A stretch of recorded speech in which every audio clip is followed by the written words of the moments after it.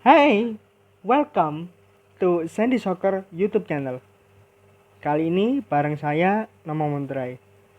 Sebelum saya bicara panjang lebar, saya mau ngingetin ke kalian semua, jangan lupa untuk like, share, and subscribe, serta nyalain tombol loncengnya agar kalian gak ketinggalan info update terbaru dari channel ini. Karena dijamin channel ini akan mengedukasi kalian semua, utamanya pembahasan tentang sepak bola internasional, sepak bola Indonesia, dan juga isu mengenai lingkungan hidup. Oke, let's go to talk. Kali ini saya akan bahas dua materi yang semuanya di ruang lingkup benua Asia. Yang pertama, ada satu materi tentang sebuah turnamen yang ketika pandemi virus corona ini merebak, turnamen ini sempat jadi pertanyaan bagaimana keberlangsungannya. Turnamen yang dimaksud adalah AFF Suzuki Cup 2020. Seperti kita tahu, sejak 2018 AFF Suzuki Cup itu punya format baru di mana 10 tim akan kontes, akan battle di situ. Satu grup akan dibagi menjadi 5 tim dan ada format home away. Untuk tahun ini, karena virus pandemi corona yang merebak di seluruh negara, yang paling banyak adalah di benua Asia, turnamen ini sempat menjadi pertanyaan keberlangsungannya. Tetap ongoing nggak? Tetap on schedule nggak? Ternyata setelah dilihat di situs resmi AFF, ASEAN Football Federation, mereka kasih keterangan, kasih statement bahwa turnamen ini akan digelar di tanggal 23 November sampai 31 Desember 2020.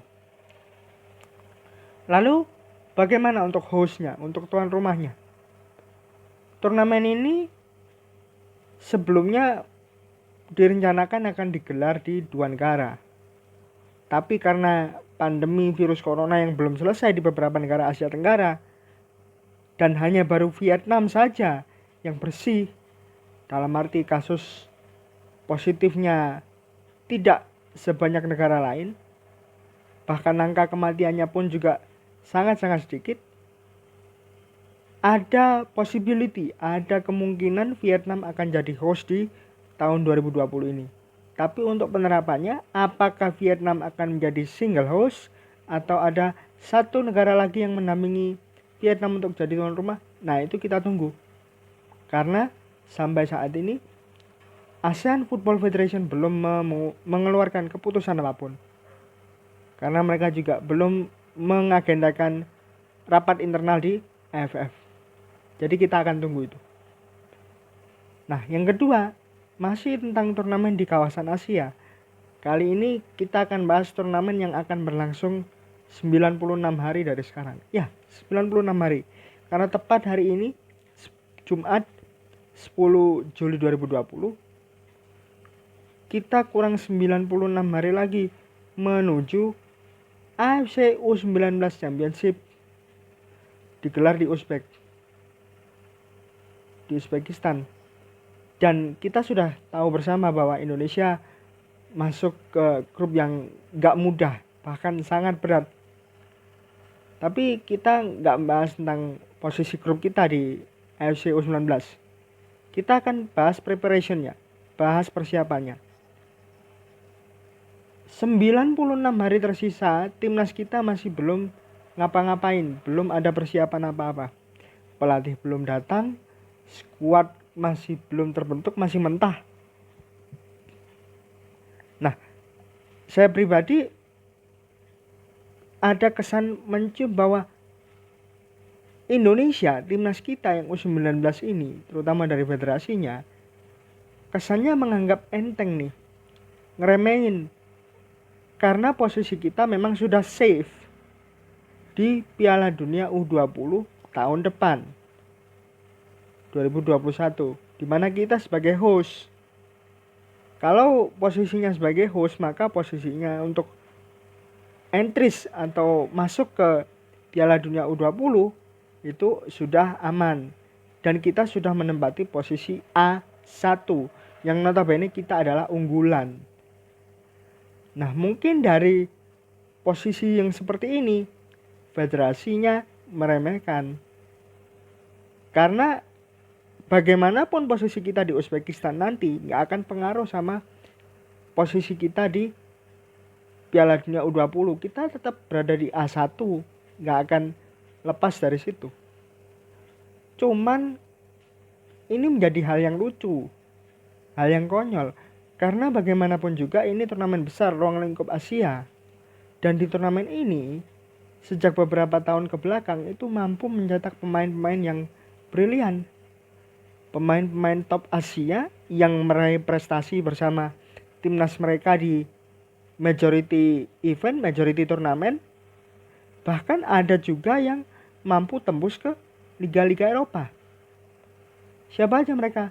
Ada Ahmed Khalil yang menjadi key player ketika Uni Emirat Arab ketemu dengan Indonesia di Al Maktoum Stadium.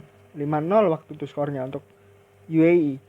Dia ini pemain Shabab Al Ahli. Shabab Al Ahli sekarang ada di divisi teratas, Uni Emirat Arab Pro League. Saingannya tentu Al Jazeera salah satunya. Al Jazeera SC, salah satu klub yang dimiliki oleh Sheikh Mansur. Selain Ahmed Khalil, ada juga Ali Reza Jahanbakhsh, pemain kunci dari Iran yang sekarang nih ada di English Premier League bersama dengan Brighton and Hove Albion. Lalu ada Almoez Ali. Kita tahu pemain ini asal Qatar, jadi best player di AFC Asian Cup 2019 di Uni Emirat Arab, di mana saat itu Qatar berhasil menjadi juara setelah ngalahin Jepang 3-1 di final. Almoez Ali ini sekarang ada di Al Duhail. Dia pernah sekolah di Eupen, Belgia, bahkan pernah juga sekolah di Cultural Leonesa di Liga Spanyol. Ada juga Falad Al-Mualad, salah satu key player dari Saudi Arabia yang menjadi bagian dari proyek sekolah dalam tanda kutip ya. Karena ada beberapa pemain dari Saudi Arabia yang disekolahkan ke La Liga. Falad Al-Mualad pernah ada di La Liga bersama dengan Levante. Lalu ada Takumi Minamino, pemain jebolan Cerezo Osaka yang pernah main untuk Salzburg di Austria bersama dengan Erling Haaland dan juga Hwang Hee-chan. Sekarang ada di Liverpool. Selain itu ada Takefusa Kubo. Semua tahu siapa dia. Dia pemain yang menjalani akademi di Barcelona, sekarang menjadi milik Madrid dan dipinjamkan ke Real Mallorca. Dari nama-nama ini saja sudah terbukti bahwa turnamen ini mampu mencetak nama-nama besar di masa depan. Bahkan sudah ada yang meraih prestasi di usia muda. Tapi ternyata turnamen ini dianggap seperti turnamen lomba Agustusan yang selalu hadir tiap tahun. Dan gak ada sesuatu yang important, gak ada sesuatu yang penting.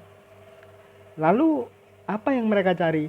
Mungkin yang mereka cari cuman profitnya aja, cuman keuntungan dan keuntungan.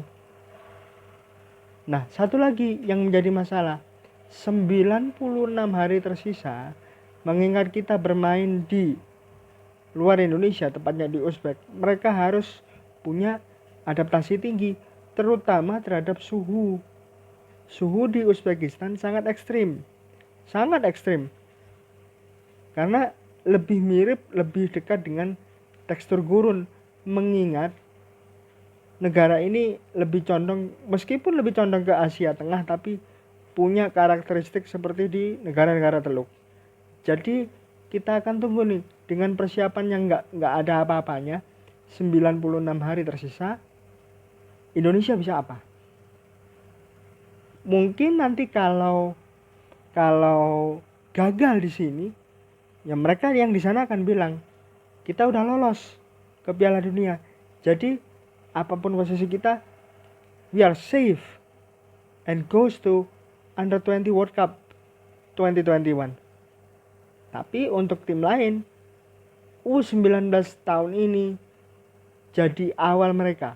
Pantas nggak mereka bermain di Piala Dunia nantinya? Karena walaupun sekedar Piala Asia, tapi komposisi semifinal akan menentukan posisi mereka di Piala Dunia.